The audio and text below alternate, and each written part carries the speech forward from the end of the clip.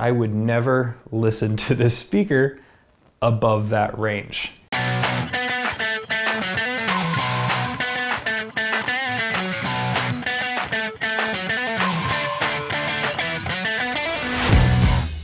Hello and welcome to a brand new episode of Audio Inside Scoop. You may notice that I am in a brand new location today. Well, this new space should provide a better atmosphere for both reviews as well as Here With Me segments. At least that's what I hope, because I have already sold the other house, so there's kind of no turning back at this point. Now, with this move, I am also going to change up the format a little bit. The goal is to give you guys a little bit more control over what you'll be seeing. A bit more say in what I do to kind of cater this channel more to your needs. We will still be doing Here With Me's, we'll still be doing compares. The change though is that we are going to have separate unboxings, info, and review videos.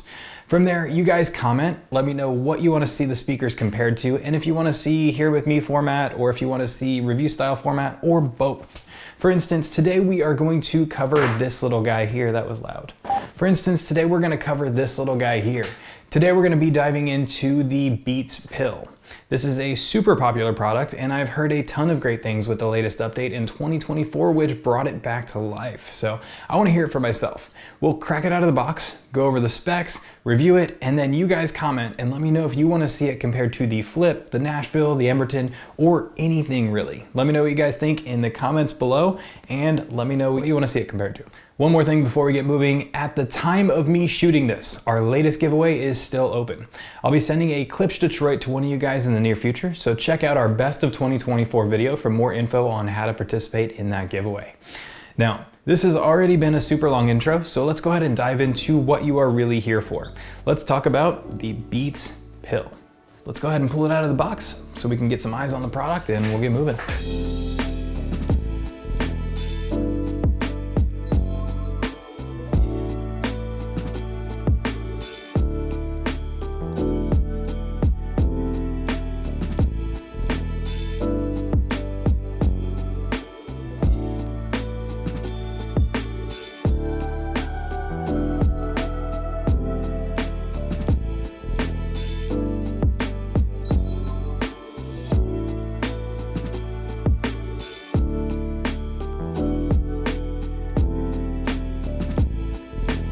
So in the box, you are going to have your USB-C cable.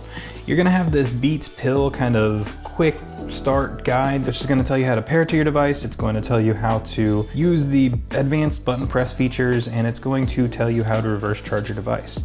Next, we're gonna have your basically Apple advertising. Basically, it's selling you on Apple Music. Next, we're gonna have a couple of Beats stickers, and then our product warranty information.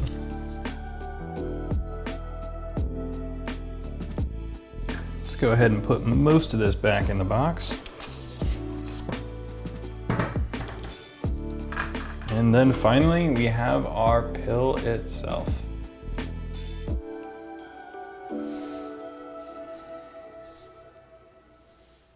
And there it is, the Beats Pill. So first off, let's go ahead and get price out of the way.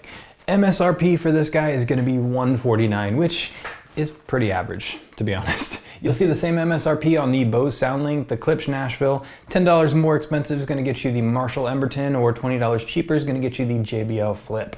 Now let's also talk about colors. Let's get that out of the way as well. We have 5-ish color options available. We have 3 main ones, which is gonna be the Matte Black, the Statement Red, which is what we have here today. We have the Champagne Gold, and then we're gonna have 2 special edition colors, which are dark gray and light gray, which I don't feel really that special edition-y to me, but that's just my opinion. You guys may love them. Who knows? Now, as far as first impressions go, it does have a metal grille, a silicone back. It feels pretty overall sturdy in my hands. Basically, the metal grille is going to protect the drivers. The silicone back is going to give you some added grip, and just it feels really comfortable in your hand. Toss it around, and I don't see any problems with dropping.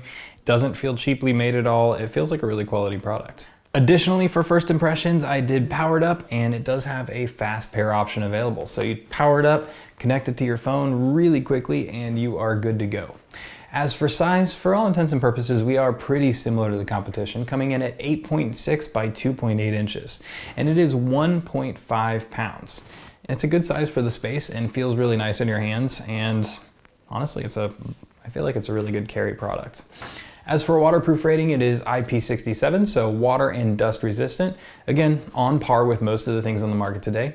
I did throw it in a bathtub here and it sinks right to the bottom. So unfortunately, if you drop it in the lake or something, it'll still be functional theoretically, but you probably won't be able to find it. I do prefer speakers that have the option to float because it really widens your ability to take it out in the middle of nowhere. You can take it on the boat with you without fear of losing it. It could fall in the lake, it could fall wherever, and you will be able to retrieve it. As for battery, we do show 24 hours of battery life, which again is going to be on par. It's going to be about average with most of the speakers on the market today as well. Most newer models are able to accomplish this battery rating. That said, just because everybody is doing it doesn't make it less amazing. These new portables seem to be lasting forever before you need to reach for that charger. They also state that they have a fast fuel ability, which a lot of these companies are coming out with as well, which basically means that if you charge it for 10 minutes, it's going to provide up to 2 hours of listening. So you can finish your workout, you can finish your basketball game, you can finish whatever it is that you're doing, and before having to fully recharge it back to 100%. Now, another cool battery mention is that it does have reverse charging, so you can charge your phone or device with your speaker, so you can use it as a portable battery backup as well, multi-purpose. It even comes with a USB C2C cable, which we saw earlier when unboxing, so you pop it on the port and you're good to go. Now, also while we're on that USB port, I do want to mention that it has a connection component as well. While it does lack an aux port, the USB-C port is actually allowing for audio playback as well. So you can get lossless audio over a cable. Now, on this size and type of speaker, is that necessary? Will we really notice a difference? Honestly, I don't really think so, at least not much, but it is a really cool feature that I haven't seen really in any other device in this realm. So just thought it deserved a mention there. When you're not plugged in though, let's talk about Bluetooth. As for Bluetooth tech, the website says it features industry-leading Class 1 Bluetooth, which is a bit strange, it's a bit vague. Basically, Class 1 just tells us that it's good for about 100-meter range. After digging around, I found some sources saying that it is Bluetooth 5.3, which is the latest generation at this time, but it's just strange how they listed it in that way. Maybe it's just your typical vague Apple marketing. You guys know how that stuff looks. I don't know, but I really wish this thing had an accessible spec sheet so that we could dive a little bit deeper into it. Now, as for other connection points, for those looking to boost the sound of the speaker, Beats does offer what's called amplify mode and stereo mode. This is going to allow you to connect two pills together in either mono or stereo pair. This is becoming more and more common, and it's nice that they included it, but from what I can find, it is limited to 2 speakers at this time. Maybe in the future we'll see an update that removes this limitation, but as of right now, that's all I'm finding is that you can do 2 at a time. Now, as for apps and such, it does function with the Beats app, but it's not designed to allow for EQ or sound adjustment. The app will allow you to customize your button presses, change the name of your device and such, but as for EQ, you're kind of just stuck with the stock sound profile unless you adjust it through your phone itself or through a third-party app. Another feature that I want to mention is that Apple has given it the Find My function, which this is similar to the iPhones and iPads, so I'm sure you guys are pretty familiar with it. According to the website, this will also work on both Apple and Android devices, so pretty much good for anybody. Next, it does have a mic. Now, this isn't necessarily something that's abnormal in this space, but it does seem to be about 50-50. Some have it, some don't.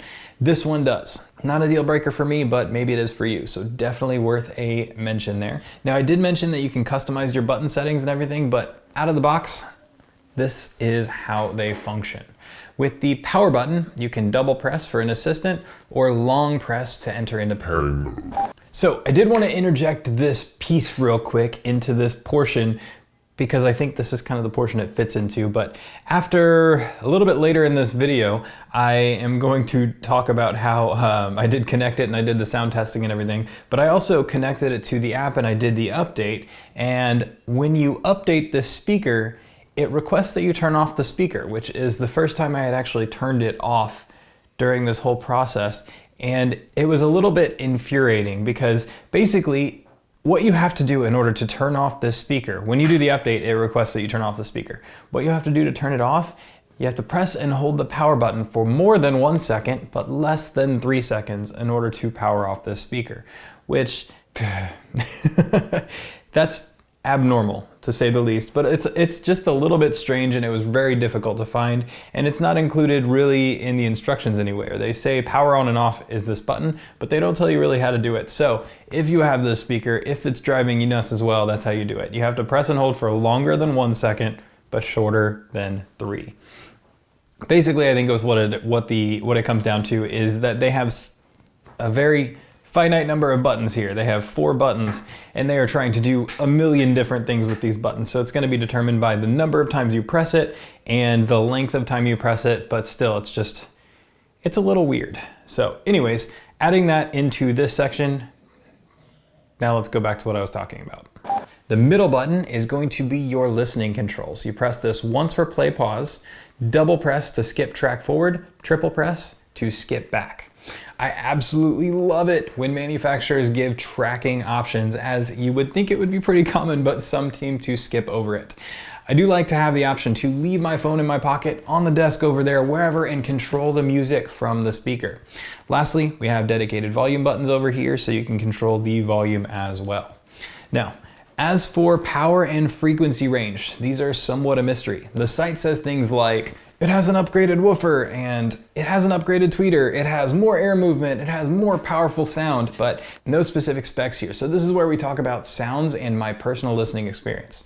Also, this is where I'm going to plug a future episode. We will do a listening with this guy here shortly. We're also going to do a review style compare with him shortly, but I want to know from you guys what you want to hear me compare it to. So for those of you that are going to comment and say, why didn't you let us hear the speaker? It is coming soon. It's going to be in a Here With Me segment compared to something else. Let me know in the comments what you want to see the Beats Pill compared to. So I did do some listening with this guy. Several different rooms, outdoor, indoor, various size rooms. I did bring back the 4-wheeler, so we got a 4-wheeler test here as well. And this is what I found. Here's a shot of me actually listening to it here, just in this exact same spot. And I had it roughly, I don't know, 40, 50% volume, something to that effect. And I was super psyched. I was listening and I was like, this thing sounds great. We got wide range, we've got full frequency, great sound throughout the band. That's awesome. But this is kind of a smaller room, so we're gonna move on to the next stages. Every step forward that I took, every other room that I took, I became, I don't want to say disappointed necessarily, but I found the limits of this speaker. So basically what you're gonna see is when you get past, say, 60 to 70% range, it does get loud, for sure, it does get loud, but you have a balance in the mid-range section. You have a balance in the high frequencies, low frequencies when you're at about that 60 to 70% volume. Well, 50 to 60%, I'd say probably is a sweet spot. 70 would be pushing it. But when you get anything above that, you lose your low frequencies completely, which is super strange. So basically like what you're doing is you're raising the volume, you have good sound, good sound, good sound, and then the bass just stops here, but the high frequencies keep going.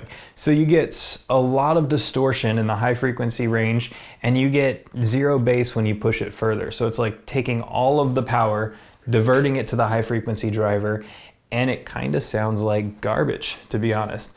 I like the sound of the speaker in like the 50 to 60, maybe the 70% volume, but I would never listen to this speaker above that range.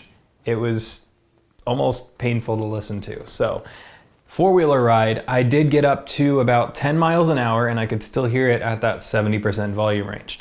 Anything above that and I couldn't hear it at all. So I decided to go ahead and crank it, and you can hear it up to maybe like 20 miles per hour, if that, but you can't really hear those low frequencies. They drop out after that percentage range. So I would say not for 4-wheeler rides. For the limited guys that like watching the 4-wheeler ride test, this guy is not gonna be for you. This speaker is not gonna be for the 4-wheeler tests.